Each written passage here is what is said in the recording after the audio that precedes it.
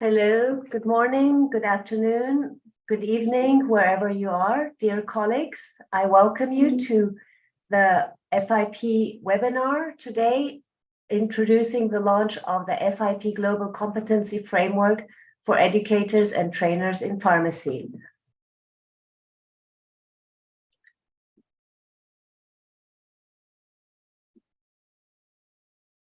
We have several speakers today. We have 4 of the authors of the framework, as well as our CEO, FIP CEO, Dr. Catherine Duggan, and Marwan Akil and myself are going to moderate the session.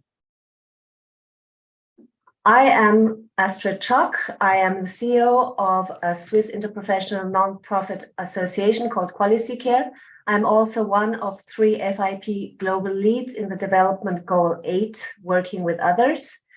I am, as a CEO with QualiCare, we are implementing interprofessional projects in primary care to implement best practice for treatment of patients with more than 1 or more chronic diseases, such as diabetes or multimorbid patients, as well as we do projects about flu vaccination for chronic patients. I'm also working for the Swiss Society of Endocrinology and Diabetology, and am also responsible for the postgraduate education development for the diabetologist and the re-accreditation on the federal level. Dr. Marwan Akil has a PhD in public health. He's also a pharmacist. Like myself, he is a FIP project manager for the Workforce Development, Evidence and Impact. He is also the journal editor of Pharmacy Education Journal and a clinical associate professor of the Lebanese International University. He is an active researcher working different aspects of pharmacy profession and education, and also an FIP fellow. I would like to make some announcements. This webinar is being recorded and live streamed via YouTube. The recording will be available on our website, www.events.fip.org. You may ask questions using the question and the F&A question and answer box, the Q&A question and answer box at the bottom. And the questions will be answered either in the live session at the end, in the Q&A session, or also maybe in writing, if possible. You are welcome to provide your feedback to webinars@fip.org, and we also invite you to become a member of FIP. You can find the membership registration also on our website. And now I would like to introduce Dr. Catherine Duggan, FIP Chief Executive Officer, for some words of introduction. Hello, Catherine, you're welcome. Thanks a million, Astrid. Lovely to be here with you today. And thank you for your words of introduction. For those of you who don't know me, my name's Catherine Duggan, and I'm the Chief Executive, as Astrid has rightly said. For everybody, you will note that the whole entire purpose of FIP is to support advancing pharmacy worldwide. Therefore, it's part of our remit and our mission to support the advancement of practice, science and education. It's our responsibility to point to the highest standards in pharmaceutical education to ensure that our workforce is ready to embrace new roles. Never before, as during COVID, has this become more important, and to support them to be able to meet the challenges in their communities and settings. And part of that involves the advancement of educators. In FIP, we seek to build on what has gone before through their mantra of adopt and adapt, from the individual through to their nations, through to regions, and then worldwide. And in parallel, colleagues, with the emerging needs to develop new competencies of pharmacists, there's a need to empower and support the professional development of our educators and trainers across the profession of pharmacy. So that includes pharmaceutical scientists, pharmacists, pharmacy educators themselves, and of course our pharmacy technicians. In response to this need, we're super proud to present the FIP Global Competency Framework for educators and trainers in pharmacy. The FIP FIP-GCFE as a new tool to support the advancement and competence development for our colleagues around the world, serving in any sector of pharmaceutical education. And this is really important because for the workforce to develop, we need education to not only be cited in formal academic institutions, but also wherever we work. This work is authored by experienced global leaders in pharmaceutical education, active in academia, in practice and science fields across the pharmacy profession.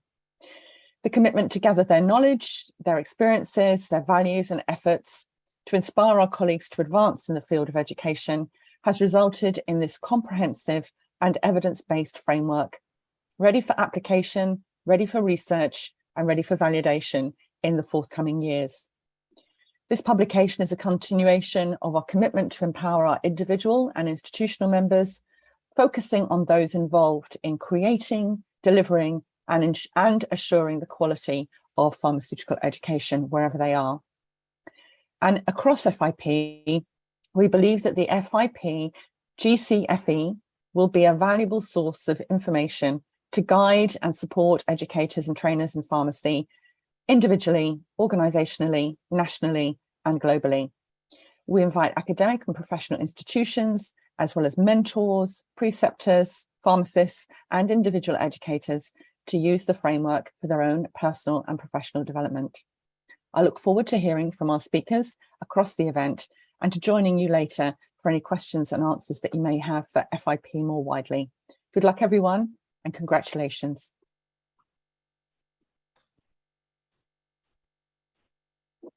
Thank you, Catherine. Hello, everyone, and such a pleasure to have you all with us today. So allow me first to say how happy and delighted I was as being the FIP staff coordinating the work of this framework. This framework that was led by Dr. Ariana Mestrovich, whom I will be introducing right now and will be our first speaker. Ariana is the Vice President of the FIP Academic Pharmacy Section. She is a global lead for competency development at the FIP Hub. She's also FIP Board of Pharmacy Practice member and member of the ACPA International Services Advisory Group. Ariana is also a WHO agent for pharmaceutical care, the Pharma Expert Director and Professional for Professional Services, and member of the Pharmaceutical Care Network Europe. Ariana, the floor is yours. Thank you very much, Marwan. Thank you very much, colleagues, and special thanks to Catherine to be with us today. It's a very special moment for all of us. And when we were preparing for the webinar, I was told that I am free to talk about my feelings and emotions, but I think it would be a little bit too much to share what I really feel at the moment. I'll try to focus on first to say a big thank you to all the contributors and active members of the team who have been contributing to the creation of this beautiful document in the last 4 years. Exactly 4 years. It's been a long journey. It's been a very exciting journey. It's been a journey that we have learned from each other. And you can see all the members of the team here at the screen. I will just tell you that people are coming from the different countries, some of them from Qatar, some of them from Jordan, some of them from UK, some of them from USA, some of them from Australia, some of them from Europe. And we have been really, as Catherine nicely said, gathering our experiences, knowledge, but also needs that we have been feeling through all these years, trying to identify what the educator in pharmacy of today should know, do, be, and as Mike will probably explain later, to change in the approach to the education in pharmacy. We were trying actually to put together the evidence-based resources that have been lying in the beautiful history of FIP, but also in other documentations and in other resources that will be mentioned today. And once you open the framework, you will see lots of resources who will hopefully inspire you to learn and to know more about what the education should be of today. So I thank all of them, and I would also underline again, those people are coming from practice, from education, from academia, but also from continuing education continuing professional development organizations. So you will see through this webinar that the framework is dedicated to all educators and trainers in pharmacy. On the next slide, you will see a little bit more about the roots and how did it happen that we started to think about. So the idea was conceived in academic pharmacy section of FIP, because we were trying to offer something to our members to rely on and to reflect on once they want to advance in their expertise as educators. We thought that we don't have a proper mirror yet to look at, and then we said, let's try to connect with other entities from FIP. Let's try to gather our expertise and knowledge, and let's try to put together what do we think that the competences of the educators and the trainers of today should be. Also, as I already mentioned, FIP has a rich experience in creating tools from both competency evaluation, but also development, such as Global Competency Framework or Humanitarian Competency Framework or Global Advanced Development Framework that we actually used as a starting point to create this one, because we thought many pharmacists around the world want to develop themselves in educational field. And we consider this is already advanced stage to decide not only to operate in the clinical setting, but to share our knowledge, to encourage others to be experts and to show the way how they can achieve that. So also one very important document which was launched in 2014, FIP Quality Assurance Framework, has a beautiful pearl of work which has been sharing in many different projects so far. And those are pillars and foundations of educational quality in pharmacy education. And you will see through this webinar how all these documents are connected and supported between them. On the next slide, you will see a little bit more about the main thought. Why do we need the framework? And I really like this little icon that a mentor or trainer or educator is not the one who will be upfront. The educator, trainer, mentor, preceptor, and anyone who is trying to develop other person in pharmacy should be right there and actually support the practitioner or student or someone who is changing maybe the sector after 20 years because of any reason, how to learn better, how to achieve better, how to implement the plan for education better. And we think that being an educator is a noble and honorable mission. And then once we stand in front of others in pharmacy, and once people take a pen and they start to write the notes, and they start to copy your slides, and they start to rely on what you have said, it's a huge responsibility.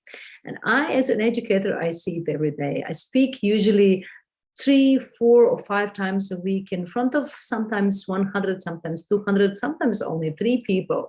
But those people are listening. And once you build your authority, your integrity, and your formal actually education or academic status as an educator, people will listen, people will trust, and people will cite you, people will reaffirm what you're saying. Therefore, it's extremely important to be well equipped, well developed ourselves. And also we should reflect on our own. What do we need to develop as educators? What is our plan for education? Because we've seen in our history, all of us, some educators who are not always perfectly updated or maybe connected with the real situation up there in practice, or maybe changes in law. And we all need updated, competent educators to educate us well, so we can, as Catherine nicely said, embrace new roles in pharmacy profession. So let's take a look at the framework. At the next slide, you will see a little bit more about the structure, and the clusters are here. So we have altogether 6 clusters. As I already mentioned, we started with Global Advanced Development Framework, which was launched in Abu Dhabi in 2019, 2019, correct? That was a version 0. And then we started already at that Congress to ask people who are interested in education on a big workshop to moderate our navigation through those competencies. And we were starting to explore how we should map the competencies for the educators to the Global Advanced Development Framework. And it was a big discussion because we couldn't decide immediately, is education, training and development the first cluster, or should we take expert professional practice as an educators to be talking about education? And many of us in the team were having sometimes different opinions. So we needed to navigate through all these ideas. We needed to read a lot, and we needed to make even some compromises together just to make it right and to help the future readers going easily through those lines. So you will see basically that we have been choosing education. Okay, it seems that I don't see slides at the moment. Something happened with the slides. If I can ask Astrid to share again. Thank you very much. It seems they are coming again. Not yet.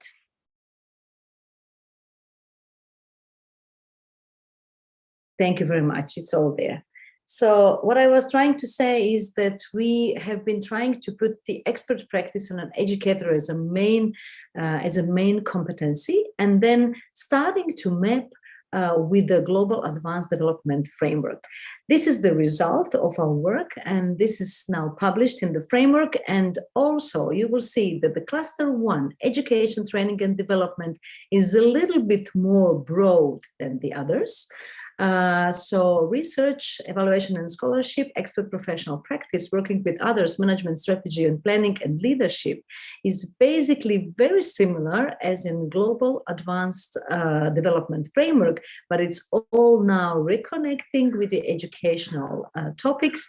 And I will be now sharing the cluster number 1 with you, because this will be the main one to start with, and the main one that you will think about if you think about the educator of today. So what the educator should be, and you will see now, and the number one is a role model. And I'm very happy that we agree that the role model will be the first one. You will see how the framework is structured. So the competency is on the first column, then the indicators are 2 or 3, in this case there are 2. And then on the 3rd, 4th and 5th column, you will see the behaviors. All of them are advancing stages, 1, 2, or 3. So we don't say first one is a basic, second one is advanced, and the third one is, I don't know, super advanced or expert. No, we are advancing all the way. And when you look at the framework, you will look at those columns, and you will basically see in the first column, advancing stage number 1, it's your own setting. If you're an educator and you're teaching in academia or in the organization or in your own maybe company, then it's basically your environment. Then the advancing stage number 2 is a little bit further, you know, explaining your things to the national level, maybe international as well, and to support others to do the same. And then advancing stage number 3 is really achieving international or global expertise, and also sharing your important insights with others in many different fields. Why did I put some words in blue? Those were the words that were looking at me when I was preparing the webinar, and you will see sometimes they are from the advancing stage 1, sometimes 2, sometimes 3. But please take a look, it's a full of interpersonal connections with your student or with your practitioner who is learning from you, or with your mentee. So basically, this is all about human relationship, about engagement of the educator.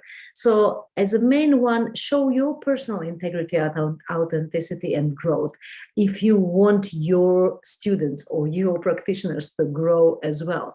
Also, very important to represent the pharmacy profession's values and achievements, and also promote and initiate change, innovation, and creativity. You will see that the whole framework is not too academic, if I may say so. It's not so firm in some statement. It's very open to your interpretation. So therefore, we hope that you will be able to adapt and adopt in your own environments and with your own expert groups, and maybe to adjust wording according to what your community and your environment really needs. So inspire and empower and show integrity would be first two indicators to show how competent you are in being a role model.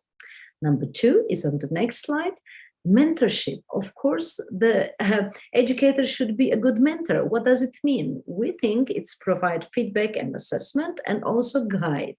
So feedback and assessment needs sometimes some tools to support your reflection, your recording, your following your goals and planning further for your advancement. Therefore, we're introducing the learners' portfolios. We are also introducing the valid and feasible constructive feedback and guidance, because it's extremely important to develop other people when we are teaching, but also ensure the planned outcomes in teaching. So not to have your own agenda as an educator, but really to follow the vision and the mission of your organization who is engaging you in teaching. And the last one that I wanted to emphasize in this slide is a teach, mentor, and guide in ethical questions and dilemmas. So please answer all the important questions to the students and to the practitioners. Don't let them guess what is right or wrong. The number three is extremely essential, I would say. So how do we, as educator conducting education and training? First one is how do we plan and prepare? Second one is how do we perform teaching, training, and assessment? And the third one, are we able to use variety of teaching and learning methodologies? And you will see some keywords: context, structure, process, outcomes, impact are showing up here. Those will be the dots to connect with the pillars of quality, because we know if we have competent educators, they will definitely influence the quality of education itself. So various teaching and assessment methodologies means that we need, as educator, be educated well in new methodologies, new digital health literacy, as you can see here, and we have to supervise sometimes comprehensive organizations and preparation for educational activities ourselves. So it's a huge one. And only with this, of course, we could stay for hours, but these are just some highlights for you to maybe be invited to read and to explore more. The fourth one, you will see professional development of an educator. And somehow the middle column was looking at me the most when I was preparing this one for you. So implement and apply new knowledge, skills, attitudes, and values in personal growth of an educator. Imagine educators need also to be developed well. Document and plan new cycles of personal development. Maybe even think about specialization and development. If you are an academia, you have to take care of your advancement and the status. Also use the personal and professional portfolio yourselves and be aware of the cultural issues and be inclusive to everyone who is listening. So those will be the main highlights from this one. The fifth one, on the next slide, you will see that the educator of today should link practice, science, and education. We don't want people, for example, in academia to teach separately from the practice context of today. And also, we don't want the practitioners to teach without strong and solid scientific background, as well as educators to teach just how they sense or how do they feel.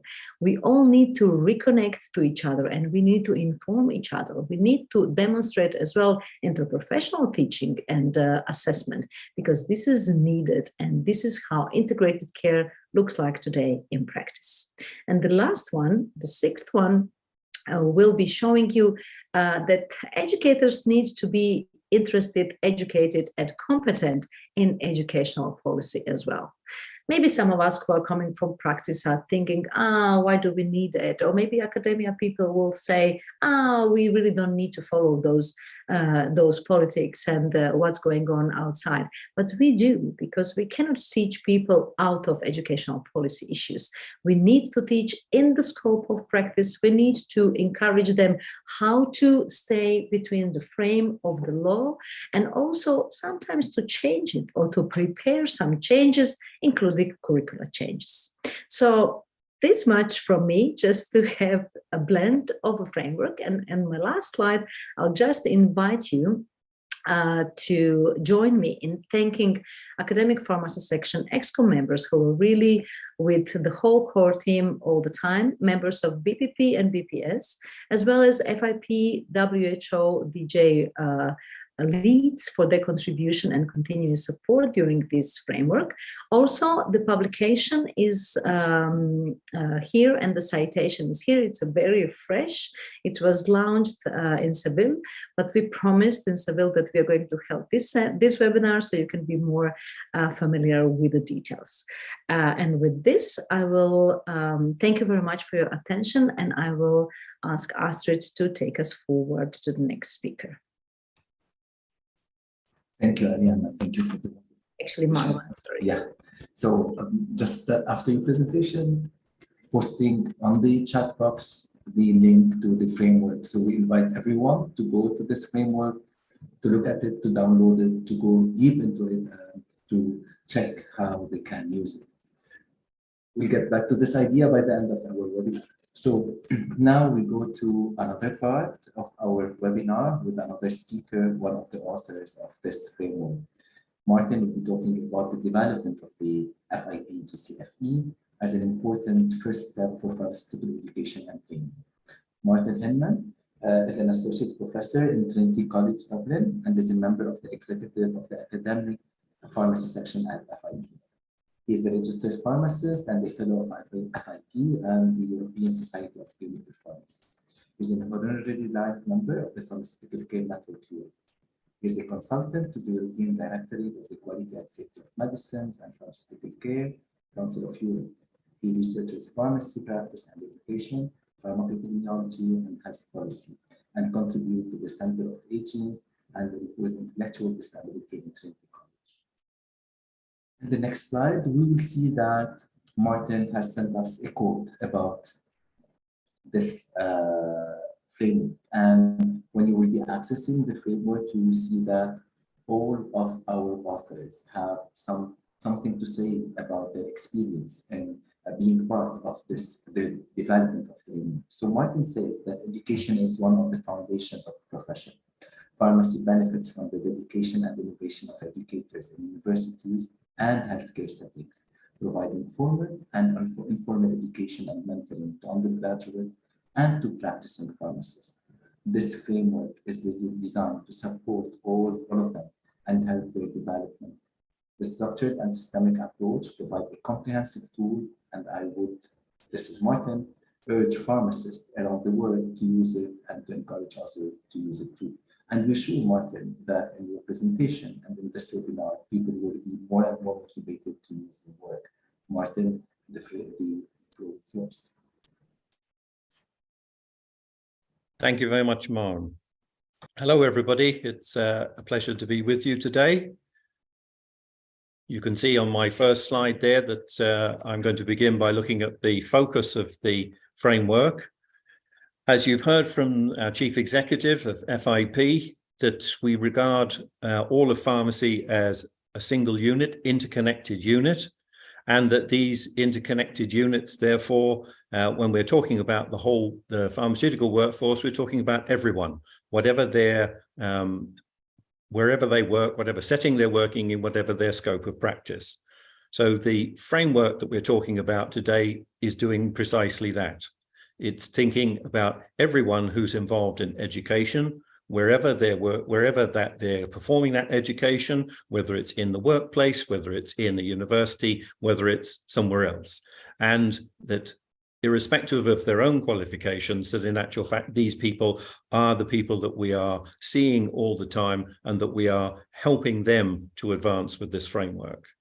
You will note that the content, therefore, and the language that we have in the framework is based upon this idea of inclusiveness and scope, and also a degree of it being generic. So it talks about education and training, because not all education leads to a qualification.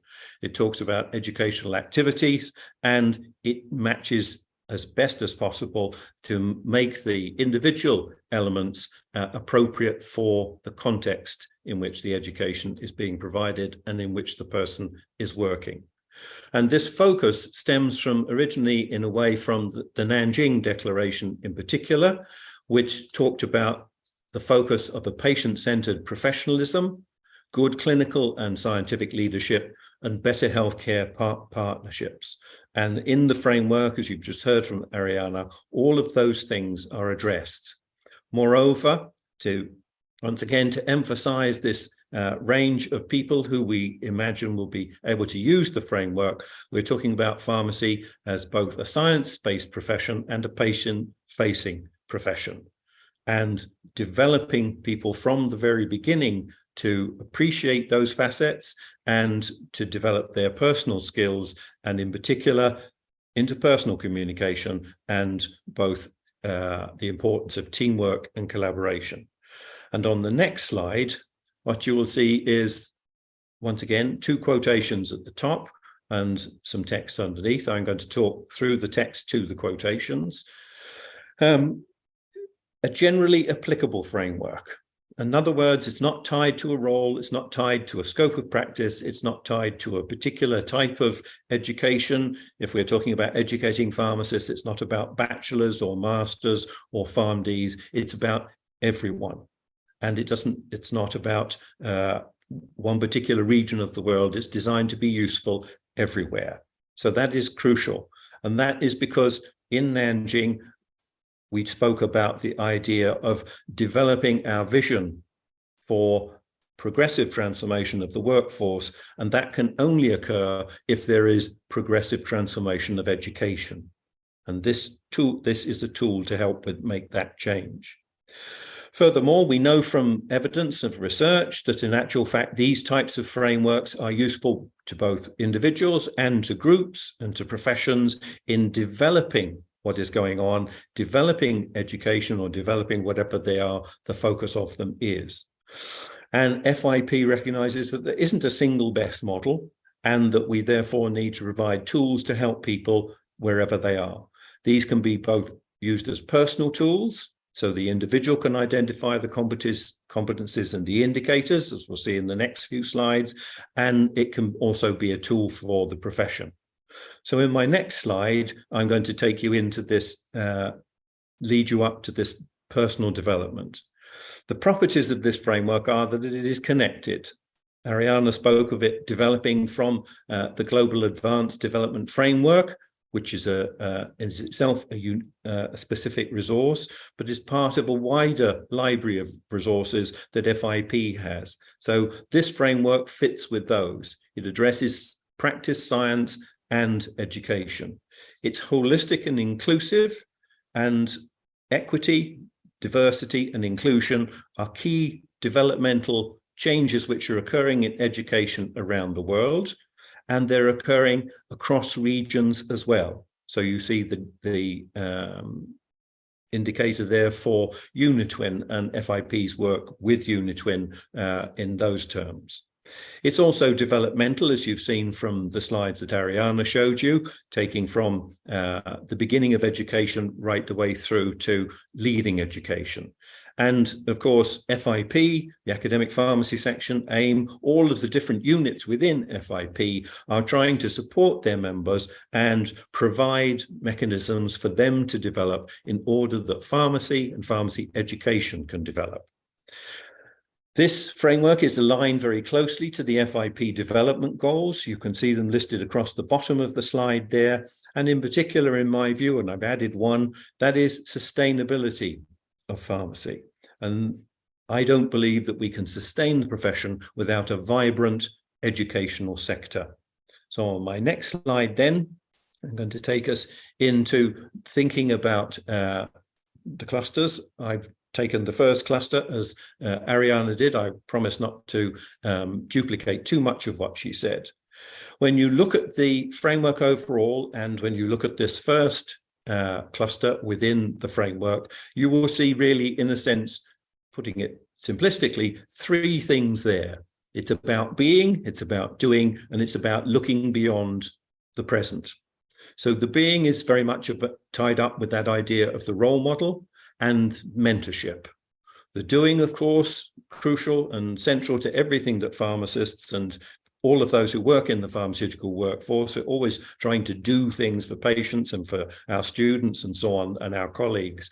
So mentorship, conducting education and training, and all of the things that must go with that, linking practice, science and education together so that we produce not only comprehensive education, but also education which is comprehensible in today's world, and then professional development.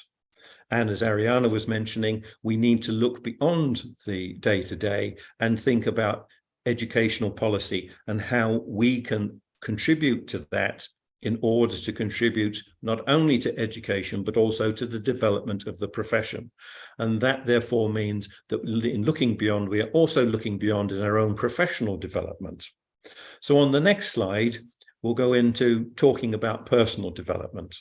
And I've just picked on this slide and the next, a couple of elements illustrating the being, the doing, and the looking beyond. The being is very much around this idea of the role model. And one of the crucial things that we see in the health services, wherever you are in the world, is that usually pharmacists and other members of the health services are very respected members of the profession. And one of the reasons why they are respected is because they show integrity. However, we also know that in a world which is so busy, so chaotic in a way, that there are many challenges to keeping that personal integrity, to maintaining our autonomy in our day-to-day work and in our day-to-day lives. So you can see at the top of this slide there, from the personal to promoting and teaching with others in stage 2, and then in stage 3 to leading the way, autonomy, integrity, and professionalism, teaching and mentoring those things. In addition to that, if we look at the next one, we have doing, ensuring that teaching and learning in academia is appropriate for the different contexts and practices of setting. And you can see once again from the multidisciplinary and interprofessional, because this is a key element in developing education at the moment, to demonstrating that interprofessional teaching in multidisciplinary collaboration, to then empowering and motivating others. And on the next slide, we'll look forward. So we're looking beyond, both in educational policy and in professional development, talking about developing the curriculum, not only your own personal work, but also that of your group, and then trying to create and change the curriculum perhaps at a national or even an international level. And similarly with professional development, including specialization. So advanced practice and specialization, once again, from your own personal all the way through the 3 stages up to leading and guiding people in order to help that. And all the way through the work of FIP, we are very much looking at not only at the needs of the individuals, but also the societies that we are in. And in looking beyond, we are looking beyond us to those societies. And on my next slide then, for the individual, the framework provides essentially the basis of a personal plan, which can be aligned with lots of different things, which are also important for individuals in the institutions and settings and places that we work, as you can see in the middle there. In addition to that, of course, it can be used as a self-assessment tool, because we can look through it to see our strengths and our weaknesses, the gaps perhaps that there are there. And of course, if we are fortunate to have one, we can have a mentor help us with that. And in the bottom of the slide there, you can see a reference. We know that this kind of work is useful, not just for preceptors, but for everybody. And it's one of the things that in FIP's global call for action for advancing pharmaceutical education, that FIP and academic section are particularly placed priority upon. In the next slide, one of the key development tools that there are in the world, which we know works not only in pharmacy, but across professions, are portfolios, whether they're used as part of continuing education or in continuing professional development. And the graphic there on the slide comes from the country that I live and work in, which is Ireland, where we have a tool, and you can see our process for going through thinking about our practice, whether it's education practice, clinical practice, administrative practice, whatever it is. It's a structured process. We are recording what we're doing.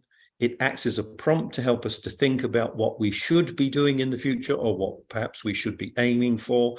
And in Ireland, we need to do this because we have to use it as evidence for our research certification. But wherever you are, you may be able to use it in that way to support your own advancement. And on the next slide, then, we're going to move from the personal to the profession as a tool. There's cluster headings which are listed there. Our colleagues in AIM have been very active in developing leadership program for FIP, which is being very successfully rolled out and has finished its first run already. And we also, of course, need to think about management strategy and planning. And then on the next slide, when the profession comes to review what is going on in the country, whether it's in education or in the workforce in general, this framework acts as a tool. It means we can map where the strengths are, where the gaps are, where work needs to be done. We can measure what is going on in areas using the framework.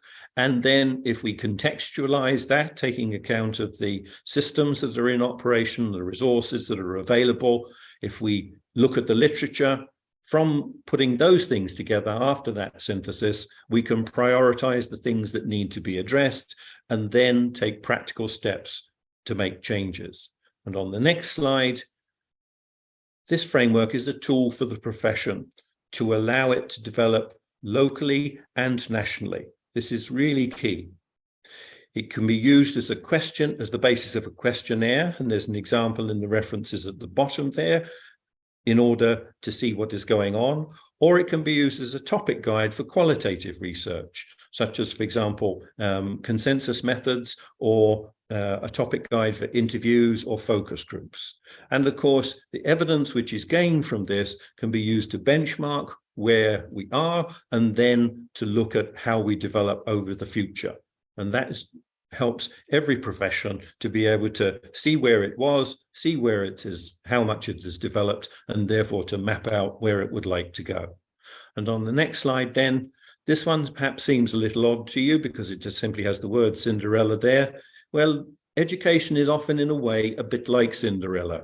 The ugly sisters of practice and education have shouted the loudest and usually got the most attention. However, if you can advance, thank you. We have had a number of documents, and again, if you can advance, thank you, from the Nanjing statements on to the development goals. This framework is an invitation to join change in not only in your area, but to join with others around the world in advancing change in education. It is an FIP tool, so it has a pedigree, it has a provenance, if you like, it is based in research, and it is based by drawing people from all parts of the world together, experts to talk and to work it out. It has, as I've shown, several purposes and can be adapted. And as the CEO said to us, adopt and adapt. It needs to be adopted and adapted because it's a generic framework. It needs to be put into practice where you are. So really, this is the beginning of a conversation about change. Thank you very much. I'll hand you back to Marwan and over to Mike Rouse for the next piece.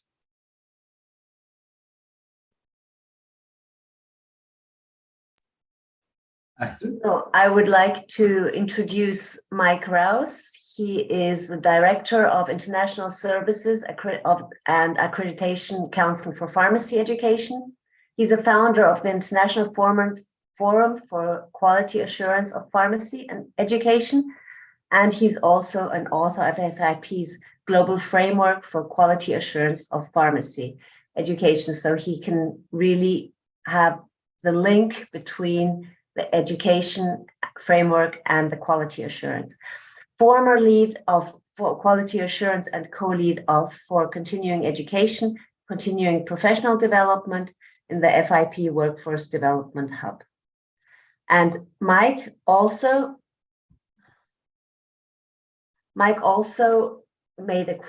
stated a quote, which is also written in the framework. I quote Mike Rouse: "In this time of unprecedented change in the pharmacy profession, there has never been a greater need for competent educators and trainers to support the initial and ongoing development of the members of the pharmaceutical workforce. The GCFE will provide invaluable structure and guidance to promote and facilitate the contribution of educators to quality education and training. The framework will be an essential resource for multiple stakeholders, including individual educators, faculties of pharmacies, and accreditation agencies." Mike, the floor is yours. Thank you so much, Astrid. And it's great to be with you today. Thank you for the invitation to share with you on this very important event to launch this framework, which we all believe is going to be so useful within our profession. As you've seen from the introduction, I'm going to frame my comments primarily within the context of accreditation, quality assurance of pharmacy education, and this has really been my most active role in recent years within FIP.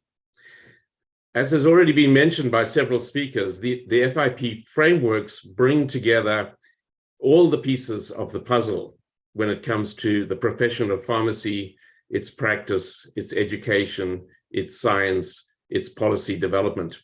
And this is another very, very important stage in that process, linking together the frameworks. In the year 2008 and again 2014, FIP brought out the framework for quality assurance of pharmacy education. And as you will see from the slides that follow this, there's a very strong connection between these two frameworks. So some of the principles that were mentioned in the FIP framework for quality assurance, which did focus on faculties of pharmacy, the pre-service education, but the principles, of course, are the same.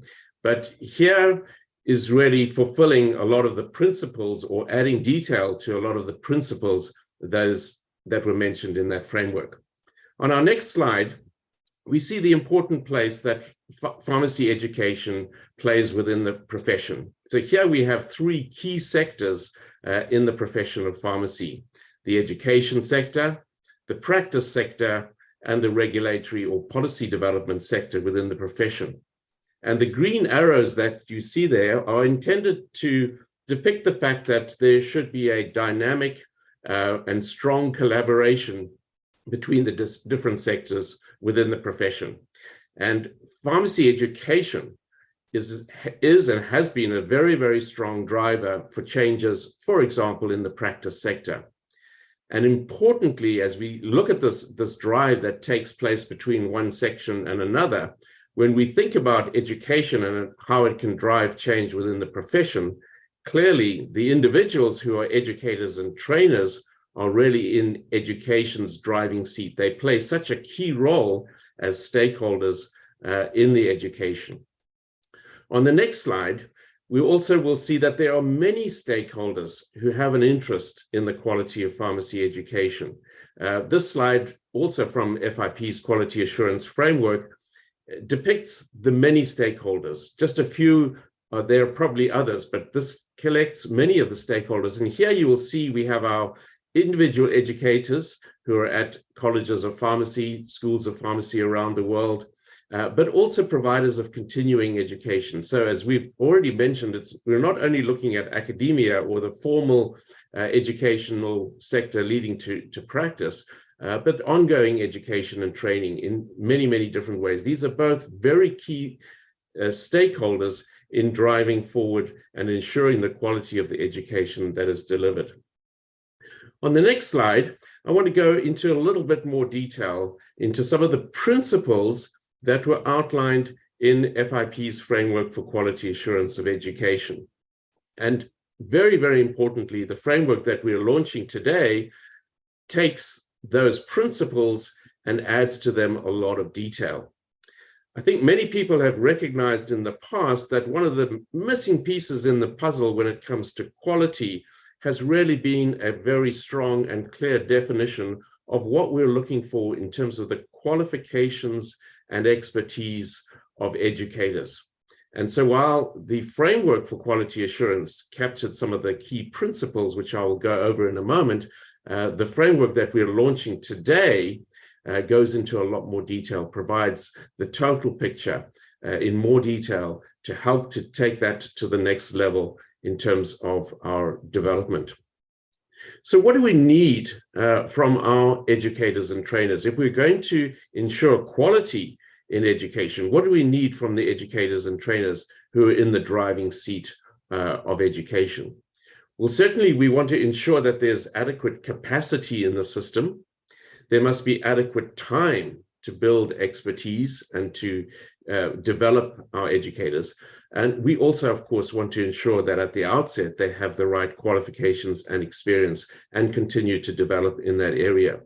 So it's very, very difficult if our educators within the system do not have the opportunities or the time for their own professional development. So we have to ensure that when we look at capacity within our educational workforce, that is allowing enough time so that they're not so preoccupied with their teaching, maybe their research as well, but they have time for their own professional development. The framework provides us with an excellent tool to define what we mean by appropriate qualifications and experience. In the past, we've relied on the credentials of our educators to ensure that they have the qualifications and experience. But we know that it's much beyond that. The competencies that we require of our educators and trainers are multi elements, and the framework that we have today really illustrates that very clearly. On our next slide, we're going to look at the next element of what we need from our educators and trainers. Well, we certainly need that professional and academic expertise, but also commitment, ongoing commitment, not only towards their own knowledge and developing themselves individually, but they have to ensure that they're committed to provide the appropriate education in the right context. They have to know what's going on in society. They have to know what's going on in practice. And there definitely needs to be the commitment to advance the pharmacy profession. Our profession is a science-based profession.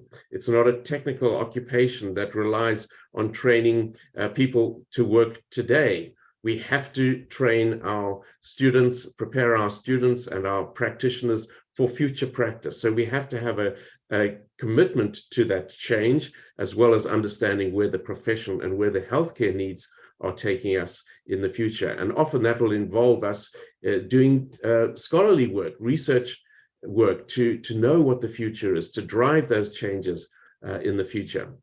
On the next slide, we definitely need the support from the organization where the educator and trainer is working. This has been a big focus of attention in accreditation standards recently, because we've recognized that in the past, academic institutions or organizations were not necessarily providing adequate support for the ongoing professional development.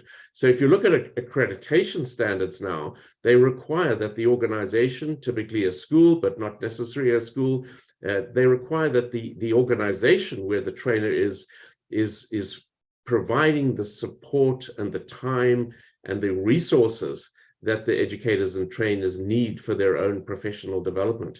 And this must not be looked upon as an expense by the organization. This is an investment in the future, and making sure that whatever their responsibilities are within the organization, that their professional development will help them to develop in all areas where they have responsibilities in the program.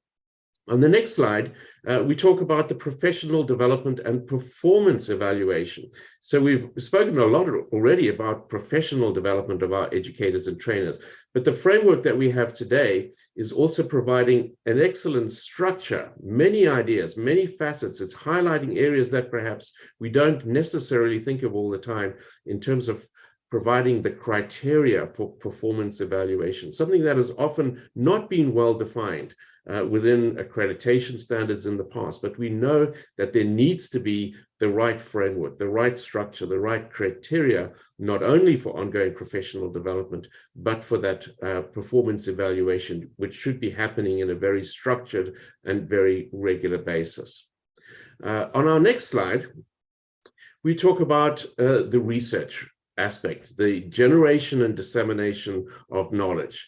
And many times as someone involved with accreditation, I hear that, well, our organization is primarily focusing on teaching. Education is the primary focus of our organization or our College of Pharmacy. And as an accrediting body, we say, yes, it's good to be focused on education, but it's also vitally important that your organization, your School of Pharmacy is focusing also on research, generating and disseminating new knowledge, whether it's through the scholarship of teaching and learning, whether it's through scientific research, but we need to be developing the future knowledge bank.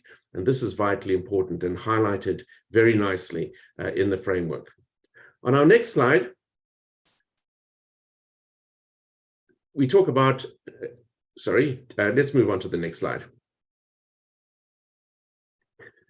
We've already spoken about the pillars and foundations of educational quality. And these, as Ariana has mentioned, I think are the essence of how FIP, through its framework, thinks about how we build quality. So here you'll see 5 pillars of quality and 3 foundations. And the FIP Global Framework for Quality Assurance of pharmacy education, where this graphic originates from, is very strongly and well connected with the educators framework now, in terms of ensuring that we address all of these pillars and all of these foundations. So in terms of context, it's vitally important that our educators understand the context in which the education is being provided. So it needs to be holistic and sensitive to the current situation in the country. What are the needs? What are the priorities? What is the cultural environment? What is the political environment? What is the educational environment? And our educators and trainers need to understand that in order to appropriately address the other pillars, moving on to structure, process, outcomes, and impact. So again, looking at structure, do our educators and trainers have the appropriate qualifications? Do they have the appropriate experience? Do they have the materials and resources that they need in order to deliver education? So structure is vitally important. And again, the framework provides more detail about the structure. What about the process on the next slide? Process is, of course, vitally important. Being able to have expertise in delivering education using a variety of different teaching and learning methods, as well as assessment. As pharmacy education is transformed and the competencies that we require of our students and our practitioners are changing and evolving, educators and trainers need to have better skills in providing, in assessing that those competencies are being achieved and giving appropriate feedback to those that they're working with. Effectively using new tools that are available to us. Mentorship and evaluation, we've already discussed quite a lot today. What about the outcomes? Well, of course, we need to be strongly connected with practice, where our students, where our trainees are going to be practicing. They need to be impacting the changes in practice, not only supporting the practitioners' ongoing development, to ensure that they're fit for practice, that they can really make a change in the practice wherever they happen to be working. And of course, educators and trainers affect multiple different sectors. So making sure that the outcomes that we desire in terms of practice are being achieved. On the final slide, we talk about impact, the final pillar in the process, in the columns of quality. So competent educators and trainers have an important role in building learners' competencies which impact future. So as I've already mentioned, it's not only preparing for today's practice, but preparing for the future, preparing for tomorrow's practice, whereby we're impacting, we're having a change in the context of how education is delivered and how practice impacts society. So that's then becomes a continuous quality improvement. By having impact, we're changing the context, and we're going through that linear process again of context, structure, process, outcomes, impact, that continuous spiral of quality improvement. On our next slide, we look at the three foundations, and I think this is my last slide.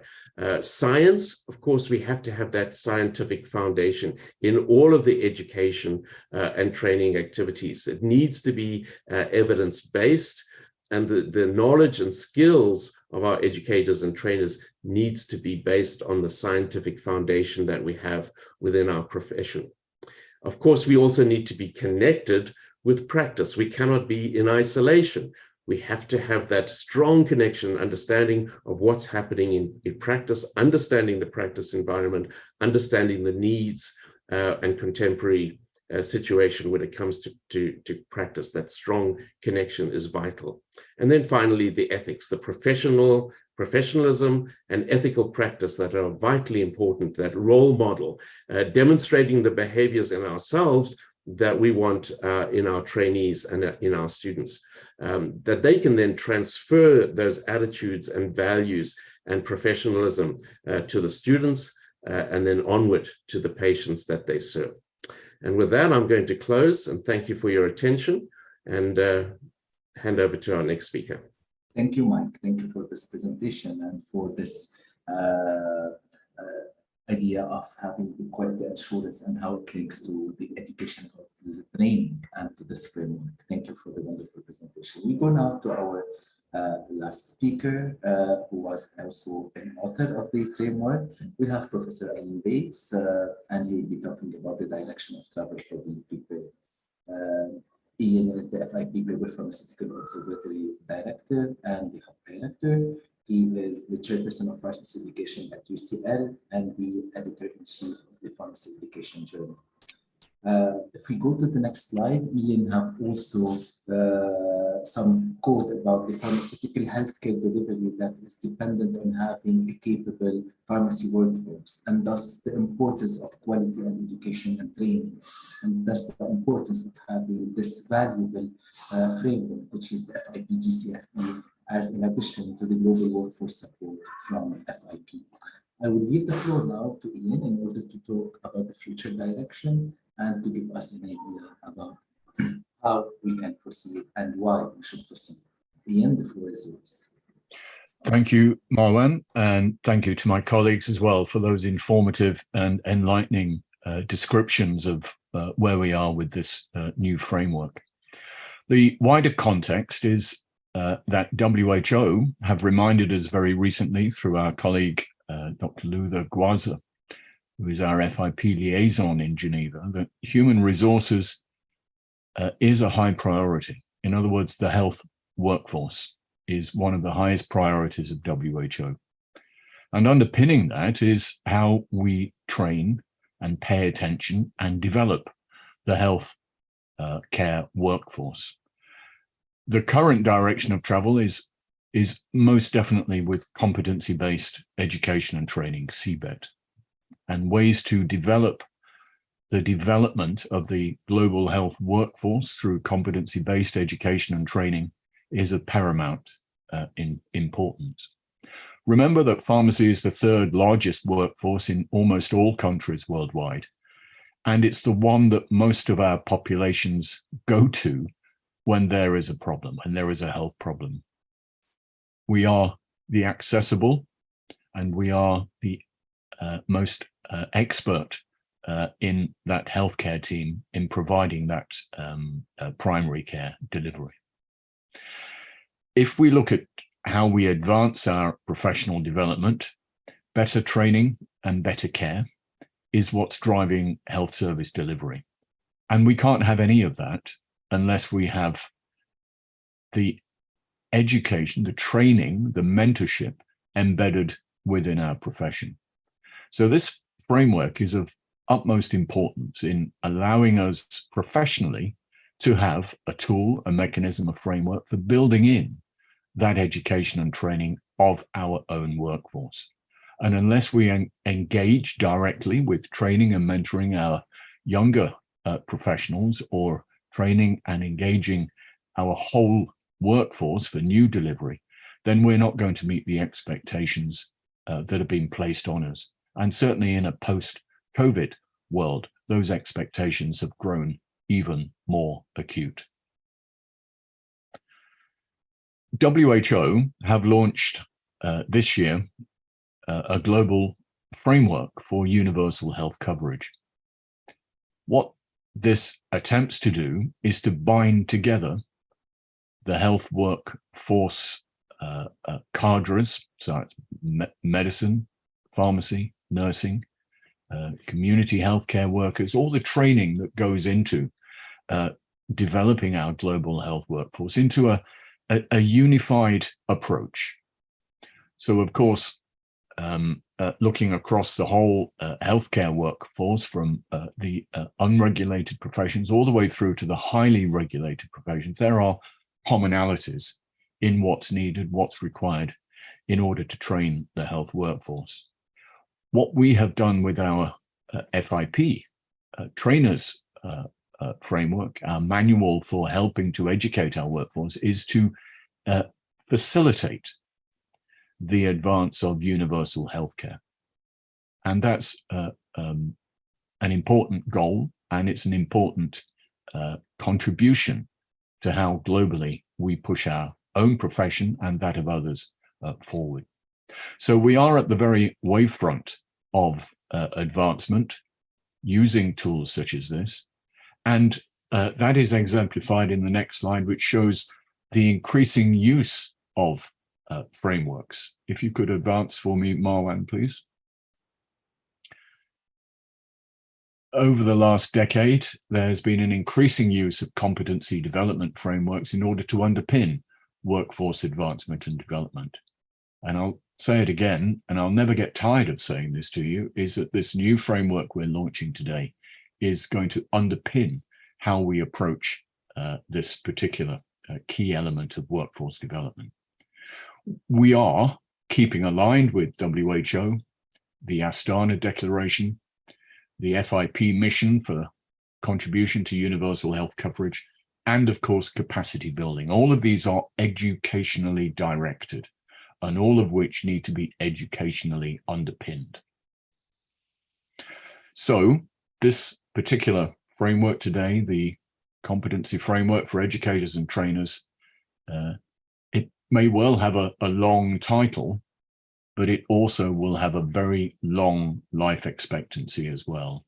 It's going to be a pivotal tool and mechanism for us to fulfill our healthcare delivery expectations.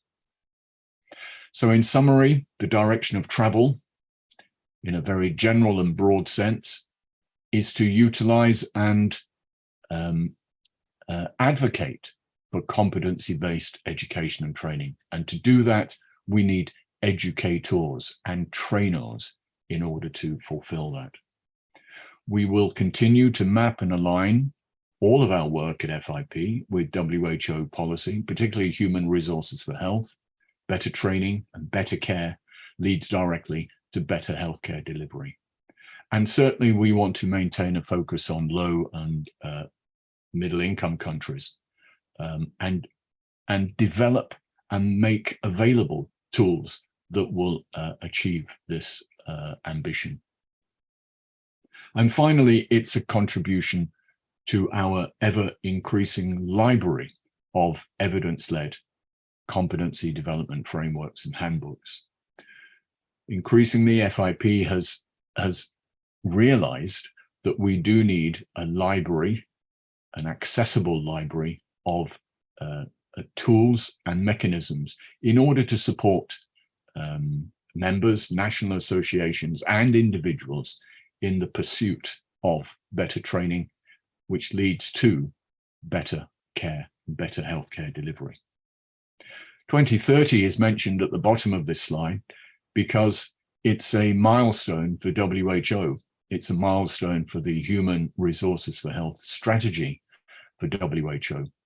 FIP has been contributing evidence for this strategy, and next year we will be adding further to that evidence by our next global workforce surveillance data collection project. Having educators and trainers who are underpinned, who are able to access tools and mechanisms to increase and enhance the capacity of our profession can only be a good thing. Thank you very much, ladies and gentlemen, for dialing in today and listening to our previous experts talk about the development and the use and the implementation of this important global tool. Thank you.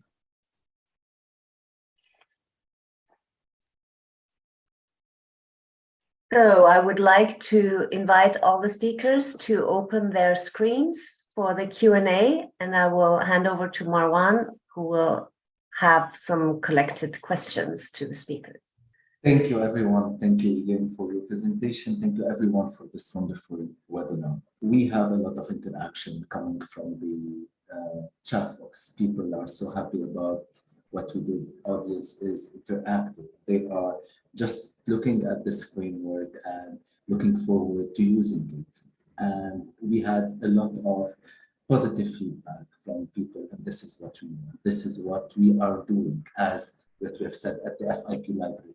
You're giving tools for people to use. So we have the concept of the needs-based development of projects, of frameworks, that one of the questions or one of the comments was on the chat box. The importance of working on things that are needed, the needs assessment. So I will leave the floor to, let's start with Ariana to talk about this idea of needs assessment and the need base for any project to be there and in order to be like useful for people. Thanks very much, Marwan. I would maybe just start, but I would invite others to that I learned from about that, principle. Needs-based education and needs-based project is basically to start with the end in your mind. And so once you think what you want to achieve, then first you should start looking at the needs. And I think many of those projects, as this one, is coming from our own experience. I've been listening to many educators thinking, hey, why this guy was not, 3 dots? And then I was thinking, one school is educating in pharmacy should 3 dots. And I think many of us are having the same opinion, but also pharmacy practice is changing. The pandemic has tremendously changed our way of thinking at our roles, for example, in the primary care. But we should wonder, are educators ready to educate our students, practitioners, mentees, and the young professionals to embrace those things? Sometimes even students and the practitioners will know better than the professors about what's really going on in pharmacy. So I think it's a huge need that we all have sensed in a way. And this is not a criticism, it is just a wish to reconnect better and to build better. But as I say, probably Mike, Ian, and others, and Martin will know a little bit more about the principles, because those guys were pioneers of introducing those concepts to the FIP. Thank you, Ariana. Mike, Martin, Ian, or Catherine, anyone wants to add to this idea of the needs-based development of projects and frameworks?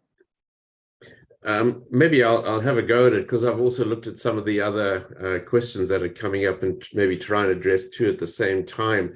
I think one of the areas where we're still not adequately prepared, and maybe it's something missing in our curricula, or maybe in identifying potential people who can be future advocates on behalf of the profession. I think a lot of times we don't recognize that to bring about transformational change, we're going to have to engage a lot more with external stakeholders. So we think about it very much from within our own organization and our own ability to change. But I think many of these transformational changes have to take place at a much wider, broader, profession-wide level, in terms of understanding the needs and priorities of society. But what's happening in the context, we cannot deal with ourselves. So we have to work together with others. We have to be political advocates for change. And I think sometimes it's not something we give attention to. We don't have a lot of great political, I don't think we don't have a lot of great political leaders and advocates within our within our profession, and maybe we should be doing more to change that, to help to address those profession-wide and societal needs. But definitely something we need to focus on and work together collaboratively as a profession to tackle some of these big needs, societal needs, and political issues. Thank you, Mike. Yes, if I might come in, Marwan. Yeah, Yes. I agree. This the idea of needs is a crucial one within the framework, and as I think we've all mentioned, the framework is designed to try to help not only individuals but also other people coming together as groups to address needs. These may be their own needs as they see them in developmental terms. And what the framework therefore does is it brings you essentially an external view of the things that in a sense should be on your agenda. And then from the point of view of professions, it allows you to look at yourself and see where you are in comparison perhaps with others, and certainly compared to where you think you would like to be.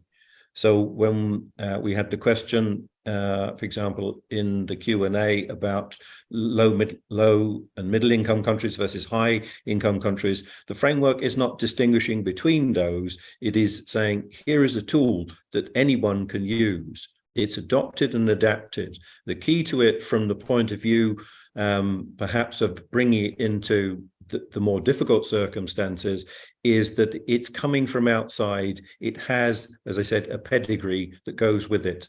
So therefore, it's not a personal agenda that I am trying to impose on other people. It's an independent agenda which is recognized around the world and is consistent with the development that goes on in other healthcare professions.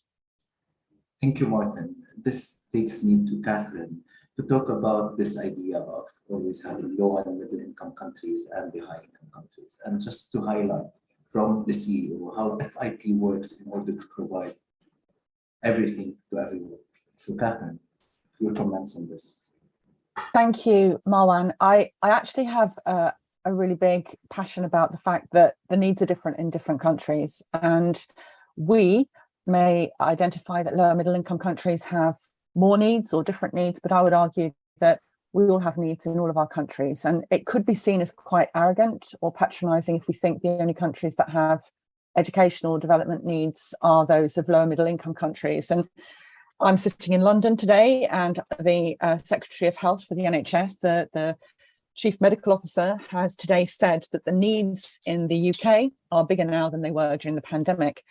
And we're supposedly a high income country. So I think that, Marwan, it's really important to take this adopt and adapt and needs-based approach for each of us. And each country will have its own challenges. Each will have its own advocacy issues, how well they're hooked into the health ministry or the finance minister. And we're really happy to help with those discussions with our member organisations and individuals to have that perhaps the advocacy that can really move the dial at the ministerial level or even at the department level. And what we do know is that in a crisis, pharmacy steps up and does whatever is needed there and then. What we know for sustainability is that we need investment and we need a reflective culture whereby we can sit and think about what the workforce out there needs to be able to deliver. And I would argue that the needs are greater now than even a couple of years ago, as we have the icebergs of health need each of our countries can document. And then the needs of the practitioners will differ. And as has just been said, the needs of the educators will differ. And we need to have that loop coming along. And maybe we can't do that in our own institutions as easily. That's why you join FIP. That's why you are at FIP. You can bring any issue or any problem that you may have individually or as an institution or as a nation to FIP, and we will treat it uniquely, and we will look at it for its own merits, and we will see what we can do for that country. Marwan, we know, I mean, Ian, you'll definitely be able to walk us through it. So Mike, Ariana and Martin and Astrid, we know that we have lots and lots of tools and frameworks and supporting items, and we have lots of education digitally as well as face-to-face. but each country might need a different choice on the menu for their own needs, and we can do that with them.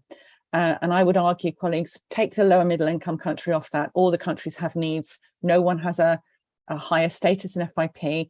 We're all in it together and we can all help each other with this. We'd love some colleagues from the lower middle income countries with particular challenges to use this and feedback.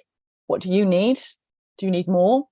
Have you run through the frameworks super quickly? I mean, Ariana, what a brilliant fact that would be. Was it easy to use? How would you want to develop in the future?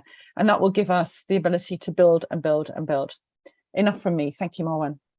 Thank you, Catherine. Thank you. A question for Ian. Ian, you've been talking about the library and all these documents. We are trying to have the puzzle together, not only at the FIP documents, but other documents like the document you have talked about, which is the Universal Health Coverage Framework. So having all these information, all these documents, what is your advice for us to know to use them, how to align them, and how to take the most out of them?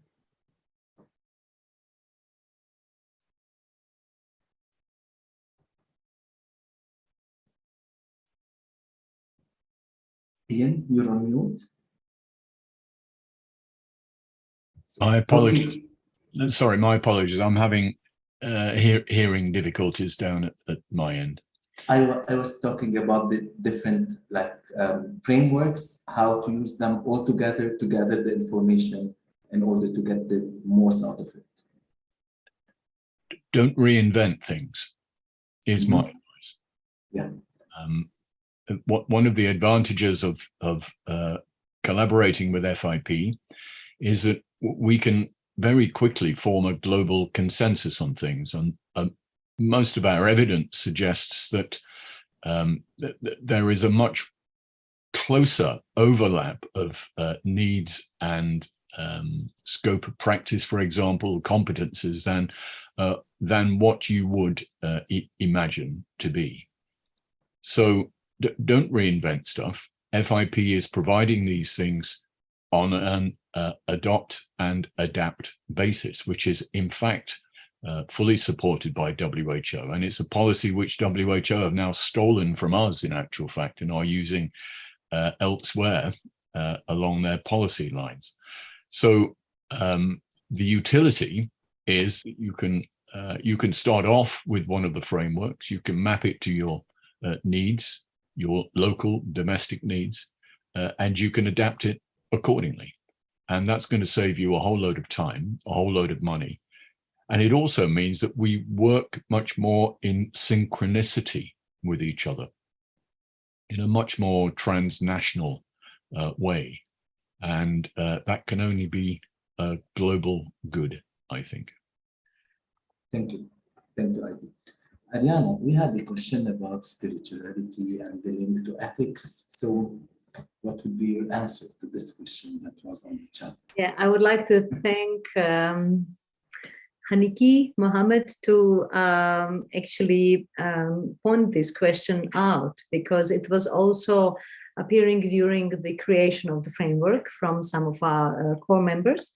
We believe we have captured that in the first competency and in the first cluster, which you will find the indicator to show integrity as a teacher. Once you show the integrity, it means what you really feel and believe, what you really think, then what you really say and what you really live is completely aligned. That would be the definition of integrity. So this is where spirituality comes in. And we didn't mention it specifically as a word because it might be an exclusion criteria for some people at the first sight, because they might think, oh, spirituality, this is something that I'm maybe so much involved in. But if we talk about integrity, it captures spirituality as well. So we wanted to be inclusive for all people who are reading to the framework. And we hope that you will find inspirational behaviors here, because we also say to teach others to show integrity as well. So not to give up on your beliefs, not to give up on your values, which is also extremely important part of competency, and really to try also to develop in your own way, from your own roots, from your own background, which definitely includes spirituality. I hope it will be inclusive enough for this keyword, but if not, as Catherine nicely says, we are going to work on the version 2, 3, 4, and hopefully many more in the future. And we would welcome other comments, not only in this case, but in anything else that you feel that we might be missing in the version 1. And thank you for the question. Thank you, Ariana. We had a question coming up in Q&A box saying how the framework guide educators in higher leadership position, maybe at different schools of pharmacy, deans, or this is what is there versus educators. So any answer to this? So Martin? Thank you, Marwan. Yes, the framework, I suppose, in two ways. First of all, it provides this map. It provides an independent structure, which enables one to look at all aspects of the skills and qualities that are needed in educators. And then secondly, because of its developmental structure, leading up to the, as it were, the third advanced stage, you can anybody in a higher management position or higher administrative position within an educational institution can look at that and essentially rate themselves against that and see how it is that they are performing. And when we were speaking, we talked about the context, we talked about looking beyond the individual institution. And you see most commonly in that, at that level, that the individual indicators are trying to look beyond those points and saying, okay, what is being done nationally? What are you contributing to internationally? So from the point of view of people in senior positions, this should help them with their focus, not merely leading their own teams, but contributing leadership in other teams beyond that. Thank you. Thank you, Martin. Thank you. We have a question about the idea, maybe Mike, maybe answering the idea of each one of the pharmaceutical workforce at a certain point would be an educator or a trainer. So, and maybe this is a culture that needs to be more and more introduced so that everyone has this part of training or educating. If sometimes we have the resistance coming from some people, how can we tackle it and how can we work on it? I'm not sure how best to answer that question, but I think the advantage of globally applicable frameworks is that it becomes an external source of reference, because I think often within our own organizations, when we're trying to lobby for change, there's often a resistance, and it's taken personally and internally. But if you can point to something that's coming from the outside, that's coming from a global organization, whether it be WHO or FIP, I think this is really where the strength and the advocacy can help. So you can say, look, this is not my idea only, because often if you say this is my idea, you're going to have resistance and pushback. But if you can point to a bigger authority, such as FIP or WHO, and say this is a globally accepted consensus document and principle. It's not only me saying this, and I think that often helps to break down the barriers, particularly when we need change. So it provides us with a tool for stakeholder engagement, particularly when there's resistance. So I think this is essentially why the framework can help us, and also, looking at it from an accreditation point of view as well, is often change has to be brought from outside influence, because sometimes some of these changes that we need to make are difficult, and there's resistance to change, and people will say, oh, I can't do this because it's difficult. But then sometimes you need some kind of external authority to put a bit of pressure and accountability and say, this has to change. And again, global frameworks give that authority. So, even in my own work, I can say, this is not just ACPE's idea. This is a global principle. This is a global framework that we're applying, and we're trying to drive change that's needed. And it gives you that authority And that clout, as was used in one of the other questions, gives you that clout because it has that validity and credibility behind it. Thank you, everyone. So we're running out of time. It's almost the end of our webinar. This was a wonderful one. I will hand back to Astrid to give her final conclusion and then to ask if any one of you has any final remarks for this webinar. Astrid? As a conclusion, I just want to also say this, it is really important. We have an international framework, and every country, every nation should use this and adapt it to their own needs. And this, we discussed it, everybody already said that. I just want to repeat it again and also talk about say something about my experience in practice. When we use the best practice, when we develop best practice recommendations for Switzerland, we take the international best practices and then we use a working group in our own country and adapt and adopt these best practices. And this can be used for educators, and I think educators are the most important. They should also continue to advance themselves in order to advance the profession, and always look where should the profession be in my country in 5 to 10 years. So I would really like to thank all speakers for this really wonderful presentation, and it was very interesting. And I think it's also very important to know that FIP, all frameworks from FIP are somewhat linked to each other. Like Mike Rouse showed, the framework for quality assurance is linked now to the framework for the educators, and all the other frameworks that are available on the FIP website. You are all welcome to look at it and to adapt and adopt to your country. Thank you very much. And I ask if somebody has any final words, maybe Catherine, our CEO. Astrid, I always have final words, don't I? I'm renowned for it. I was just writing in the comments, actually, so I won't write, and I'll just say what a great event it's been to be able to sit and listen, to hear the sharing that's gone on, to hear the showcasing of this great framework. And you're quite right, Astrid. I would build on what's been said. You can use the global agenda to affect change, but you don't need to follow every single thing that's in the framework. The framework is there to guide you, and we would learn from your implementation of this and value that greatly. I think it's about how it fits with your practice, and use it as a bit of a political advocacy tool to start the conversation.